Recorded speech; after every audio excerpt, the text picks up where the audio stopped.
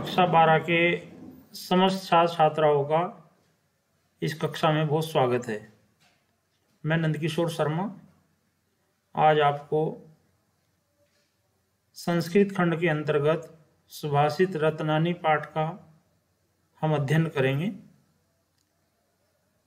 वैसे ये पाठ आपने कक्षा में पढ़ लिया है। अब जितने भी पाठ पढ़ाए जाएंगे वो पुनरावृत्ति है। आप इनके अर्थ देख करके समझ करके आगे बढ़ते रहेंगे। तो सुभाषित रत्नानी एक बहुत महत्वपूर्ण पाठ है कक्षा 12 के लिए।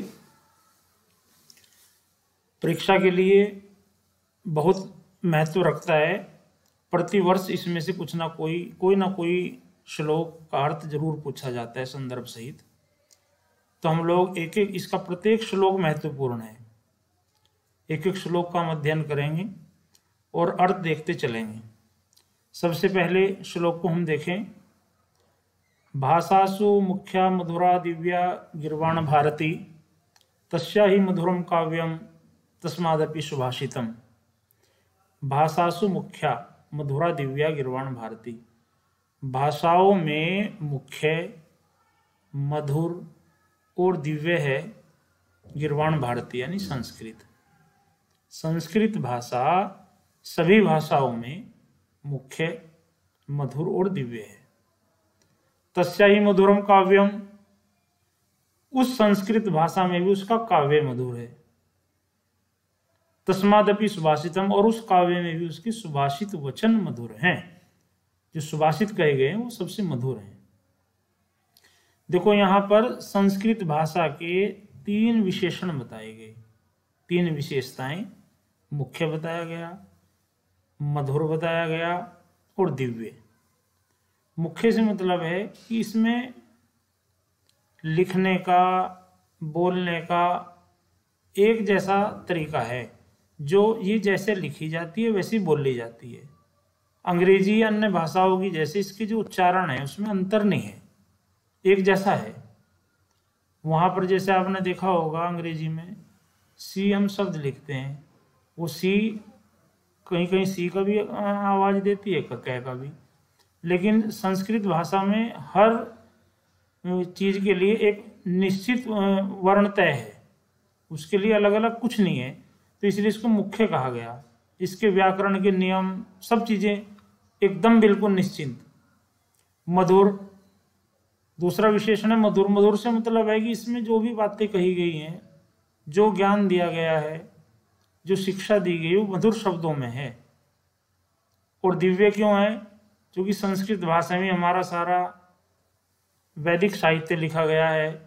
हमारा जितना भी परमात्मा से संबंधित ज्ञान है वो सब संस्कृत भाषा में है। तो इसलिए जो दिव्य के दर्शन कराए वो दिव्य है। तो संस्कृत भाषा की अपनी एक विशेषता है और उसी को कवि ने लिखा है कि सभी भाषासु, ये सप्तमी विभक्ति का बहुवचन शब्द है। तो भाषाओं में मुख्य है, मधुर है और दिव्य है देववाणी संस्कृत। तस्या ही मधुरम काव्यम, उस संस्कृत भाषा में भी उसका काव्य मधुर है। प्रत्येक भाषा 2 रूपों में लिखी जाती है, गद्य में और काव्य में। तो इसका जो काव्य है वो मधुर है और उस काव्य में भी उसके जो सुभाषित तस्मादपि सुभाषितम, उसमें भी उसके सुभाषित वचन मधुर हैं।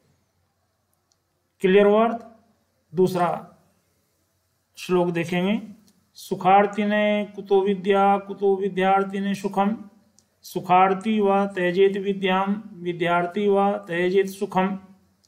सुखार्थी ने कुतो विद्या, सुख चाहने वाले को विद्या कहाँ। कुतो विद्यार्थी ने सुखम, और विद्यार्थी को सुख कहाँ। सुखार्थी व त्यजेत विद्याम, सुख चाहने वाले को विद्या त्याग देनी चाहिए। और विद्यार्थी व त्यजेत सुखम, विद्यार्थी को सुख त्याग देना चाहिए। कितनी अच्छी बात इसमें बताई गई कि सुख चाहने वाले को विद्या कहाँ। जो विद्या का अर्जन है ना बेटो, ये बड़ी कठिनाई से होता है। इसमें बहुत कुछ त्याग करना पड़ता है। सुखकारी जीवन नहीं है ये। पहले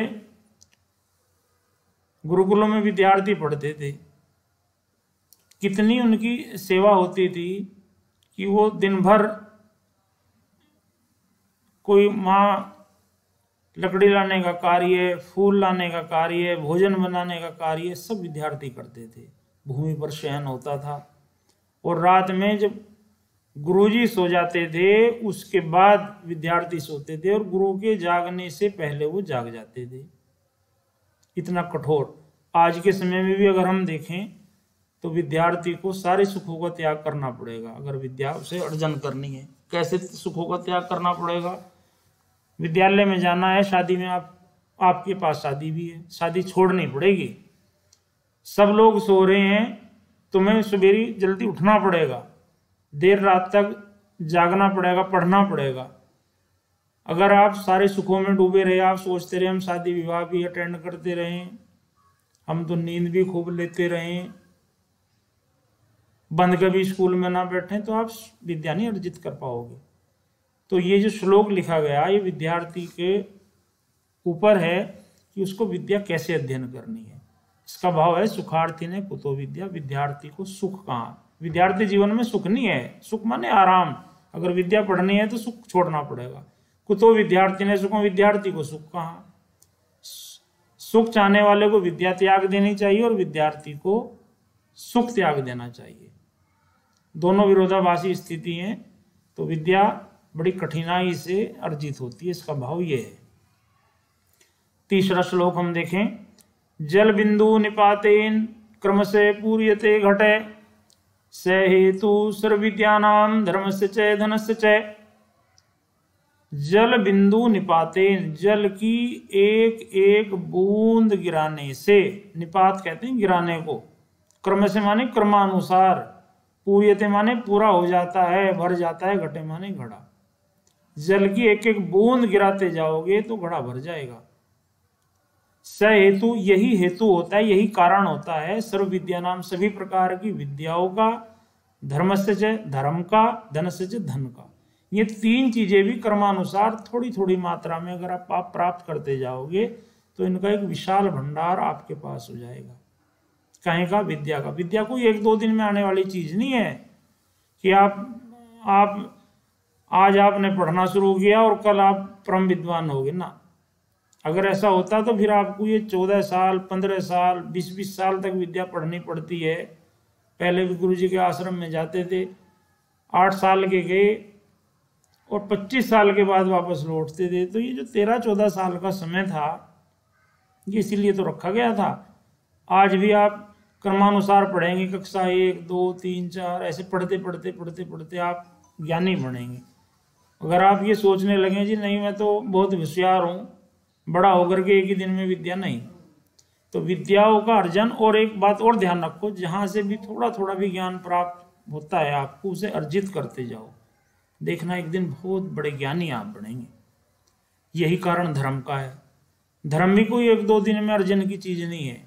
धर्म के कार्य आप थोड़े थोड़े करते जाइए। हर वो कार्य जो समाज के लिए उपयोगी है वो धर्म के अंतर्गत आता है। आप किसी के भलाई का काम कर रहे हैं वो धर्म के अंतर्गत। धर्म केवल पूजा पाठ का नाम नहीं है।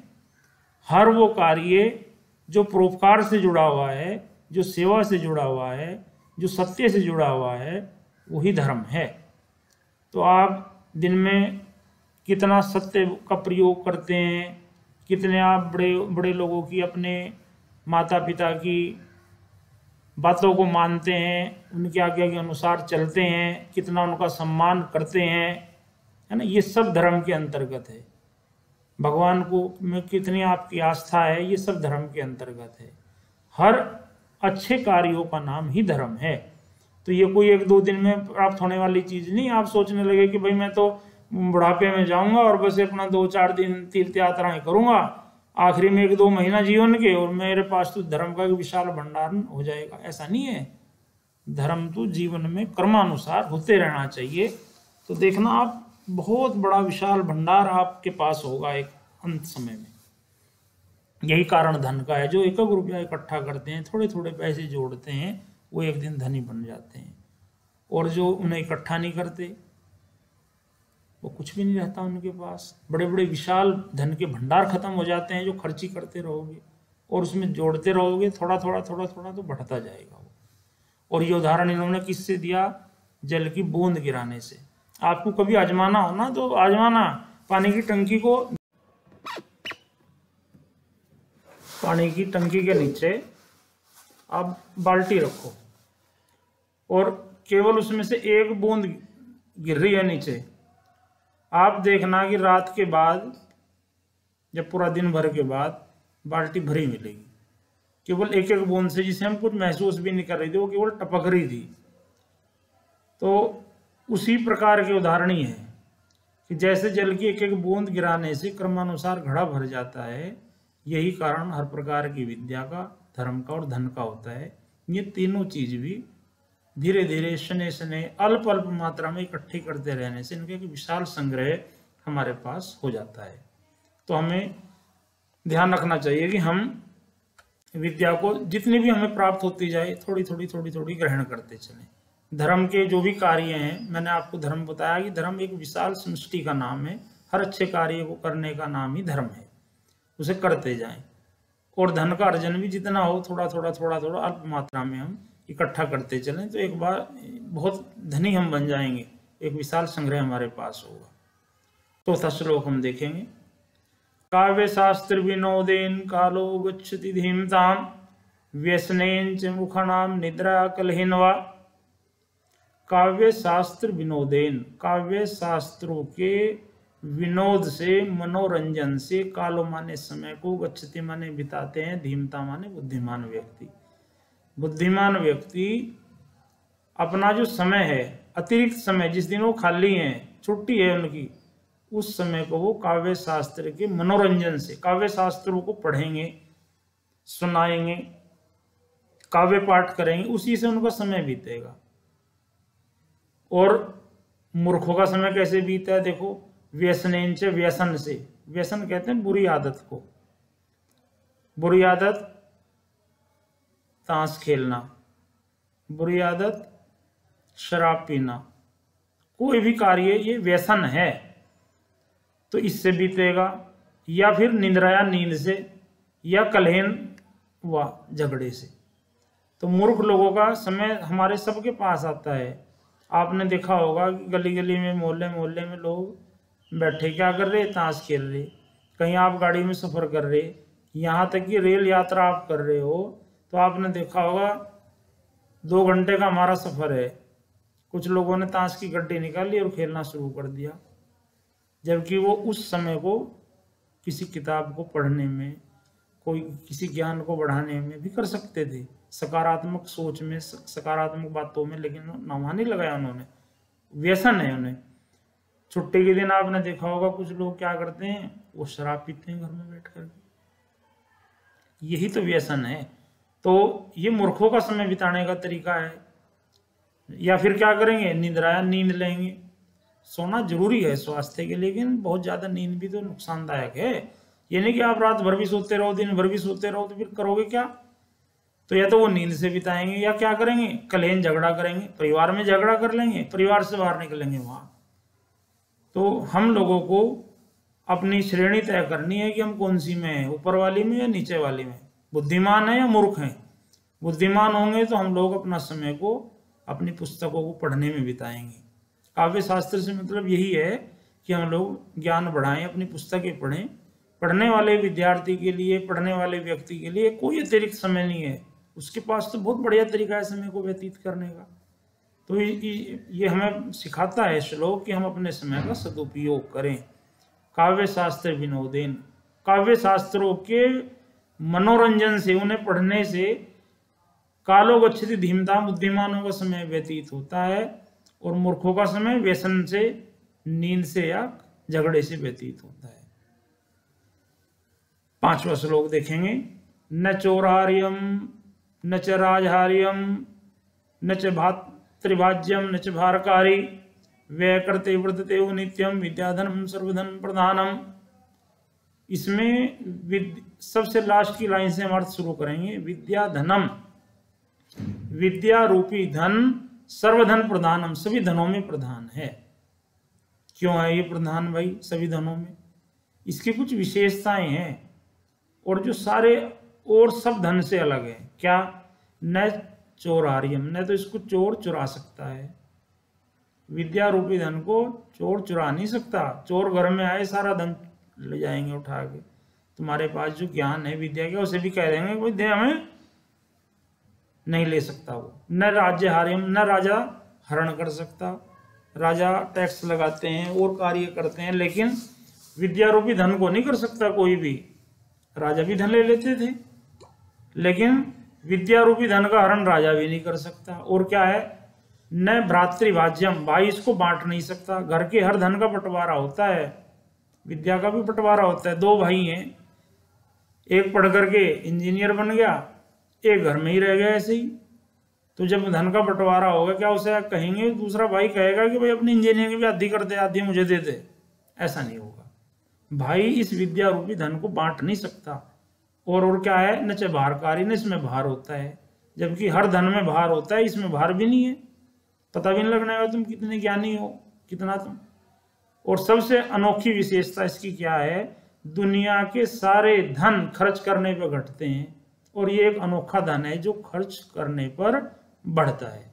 व्यय करते, खर्च करते रहने पर वर्धते वो नित्यम, जो नित्य बढ़ता जाता है, जो रोज खर्च करोगे और बढ़ता ही बढ़ता जाएगा। और इसे अगर छिपा के रख लोगे तो घट जाएगा। तुमने कोई पुस्तक पढ़ ली और ये सोचोगे भाई अब कुछ नहीं इसकी जरूरत है, हम तो ज्ञानी हो गए, और एक साल उसे रख दो उठा के, तो देखोगे कुछ भी नहीं कोरे कोरे। और रोज उसे खर्च करते रहोगे दूसरों को। तुम्हें कोई सवाल आया, तुमने श्लोक का अर्थ सीखा, अपने दूसरों को सिखाओ, अपने मित्रों को बताओ, तो देखना आप भी पक्के हो जाओगे उस विद्या में। तो जो खर्च करते रहने पर नित्य बढ़ता ही जाता है, ऐसा विद्या रूपी धन सभी धनों में प्रधान है। तो हमें इसी धन को तो प्राप्त करने की कोशिश करनी चाहिए। हम जिस धन को प्राप्त करने के पीछे भाग रहे, वो तो इसके सामने कुछ भी नहीं है। तो विद्या रूपी धन सभी धनों में प्रधान बताया। क्यों? न चोर हार्यम, न तो इसे चोर चुरा सकता। न च राजहार्यम, न राजा इसका हरण कर सकता। न भ्रातृभाज्यम, न भाई इसको बांट सकता। न च भारकारी, और नहीं इसमें भार होता है। और व्यय करते वर्धते वो नित्यम, व्यय करते रहने पर, खर्च करते रहने पर जो नित्य बढ़ता ही जाता है। विद्या धनम सर्वधन प्रधानम, ऐसा विद्या रूपी धन सभी धनों में प्रधान है। तो विद्या रूपी धन की विशेषता बताई गई, और इसका भावार्थ यह है कि हमें इसी धन को ग्रहण करने की, प्राप्त करने की सर्व अधिक चेष्टा करनी चाहिए। जिसके पास विद्या रूपी धन है, समझिए कि सारे दुनिया के धन उसके पास हैं, और ये जीवन के अंत तक, जब तक तुम्हारे शरीर में प्राण है तब तक तुम्हारा साथ देगा, कभी भी नहीं खत्म होने का। आगे देखो श्लोक नंबर 6, प्रोक्षे कार्ये हंतारम प्रत्यक्ष प्रियवादिनम वर्जे तादृशम मित्रम विस्कुंभम पयोमुखम। प्रोक्ष माने पीछे से, कार्य माने कार्य को, हंतारा माने नष्ट करता है, जो पीछे तो हमारे कार्य को नष्ट करे। और प्रत्यक्ष प्रियवादिनम, सामने प्रिय बोले, मधुर बोले, मीठा बोले। इस प्रकार के वर्जेत माने छोड़ देना चाहिए, तादर्श माने इस प्रकार के, मित्र माने मित्र, ऐसे मित्र को छोड़ देना चाहिए। किसके समान? विष कुंभम पयोमुखम, विष भरे, जहर भरे उस घड़े के समान, जिसके मुख पर अमृत का लेप हो रहा हो। पयो माने अमृत का, मुखम माने मुख पर, उस घड़े में जिसमें पूरे में तो जहर भरा और केवल मुख पर अमृत लग रहा। ऐसा ही वो मित्र भी है, जो सामने तो प्रिय प्रिय बोल रहा और पीछे से हमारे कार्यों को नष्ट कर रहा, हमारी बुराई कर रहा है, दूसरे को हमारे दोषारोपण कर रहा है, समझिए हमारे सारे काम नष्ट कर रहा। जिस दिन भी समझ जाओ कि मेरा मित्र ऐसा है, तो उससे उसी समय व्यवहार बदल दो, आप छोड़ दो उसे अपनी आंतरिक बातें, गोपनीय बात कभी ना बताओ। तो मित्र ऐसे ही धोखा देने वाला हमेशा बहुत पास का आदमी होता है, बाहर का नहीं होता। कोई भी जो तुम्हारे बारे में जानता ही नहीं, वो आपको क्या ठगेगा, वो क्या धोखा देगा। रावण को मरवाने वाला कोई बाहर का व्यक्ति थोड़ा ही था, उसका अपना भाई था, वो ही जानता था उसकी कमजोरी। हर किसी का भी नुकसान जब होता है तो उसका बहुत अपने नजदीक के ऐसे लोग, ऐसे ही कपटी मित्र जिन्हें कहा गया, वो करते हैं। तो हमारी संस्कृत में ये बताई गई है बात कि ऐसे मित्र को छोड़ दो। और कैसे छोड़ दो, ये समझ जाओ कि इसके अंदर जहर भरा है, जैसे वो घड़ा केवल मुख पे अमृत लग रहा है। तो प्रोक्ष कार्य हंतारम जो पीछे से कार्यों को नष्ट करता है, और प्रत्यक्ष प्रियवादिनम जो सामने प्रिय। तो ऐसे मित्र को विष भरे घड़े के समान, जिसके मुख पर अमृत का लेप हो रहा हो, त्याग देना चाहिए। तो इसमें कपटी मित्र को त्याग देने की और उससे सावधान रहने की बात कही गई, ये इसका भाव है। श्लोक नंबर 7वें को हम देखेंगे अब। उदेति सविता ताम्रे ताम्रे वास्तमेति च संपत्तौ च विपत्तौ च महताम एक रूपता। उदेति माने उदय होता हुआ, सविता माने सूर्य, ताम्र माने लाल होता है, और ताम्र एवास्तमेति च, और अस्त के समय भी वो लाल ही रहता है। यही विशेषता होती है संपत्तौ च विपत्तौ, संपत्ति में भी और विपत्ति में महता में। तो महान लोग एक रूप होते हैं। जो महान व्यक्ति होते हैं, चाहे उन पर कितना ही धन आ जाओ, कितना ही उनको बड़ा पद प्राप्त हो जाओ, वो एक समान रहेंगे। उसमें घमंडी नहीं बनने के, अहंकारी नहीं होने के, बड़े पद पर बैठ करके अपने अधीनस्थों को सताएंगे नहीं, बल्कि वैसा ही व्यवहार करेंगे जैसा पहले कर रही थी।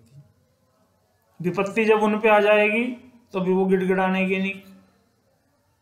निर्धन हो गए तो चोरी करना शुरू नहीं करने के, लोगों को लूटना शुरू नहीं करने के, वो वैसा ही व्यवहार रखेंगे। ये किनकी विशेषता? महता महान लोगों की, वो कि एक रूप रहते हैं, संपत्ति में भी वैसे ही और विपत्ति में भी। पद प्रतिष्ठा प्राप्त होने पर अहंकारी नहीं बनते, घमंडे नहीं होते, लोगों को सताना शुरू नहीं करते, और विपत्ति या कमजोरी आने पर लोगों के आगे गिड़गिड़ाते नहीं, अपना आपा नहीं खोते, अपनी जो धैर्य है उसे खोते नहीं है। ये महान लोगों की विशेषता है। किससे उदाहरण दिया? सूर्य महान है, पूरे भूमंडल का अंधकार दूर करता है, तो उसकी आप विशेषता देखो। जब वो उदय हो रहा है, यानी उसका उदय काल है, संपत्ति काल है, तब उसका रंग लाल है, और जिस समय वो अस्त हो रहा है, यानी उस पर विपत्ति आई है, तब भी उसका रंग लाल है। उसने अपना रंग नहीं खोया, ना संपत्ति में खोया न विपत्ति में खोया। तो उदेति सविता ताम्रे, उदय होता हुआ भी सूर्य लाल है, और ताम्रे वास्तमेति से, अस्त के समय भी उसका रंग लाल है। तो सूर्य महान है, यही विशेषता है महान लोगों की। वो संपत्ति में और विपत्ति में वो भी एक समान रहते हैं। तो हम लोग सूर्य से ये शिक्षा ग्रहण करें महानता की। श्लोक नंबर 8। विद्या विवादाय धनम मदाय शक्ति प्रेषाम परपीडनाय खलस्य साधो विपरीतमेतत् ज्ञानाय दानाय च रक्षणाय। देखो, इसमें दो लोगों की बात बताई गई, एक तो सज्जन की और एक दुर्जन की। दो चीजें आई, एक दुर्जन पर आई और एक सज्जन पर आई। तो सबसे पहले हमने दुर्जन से ली।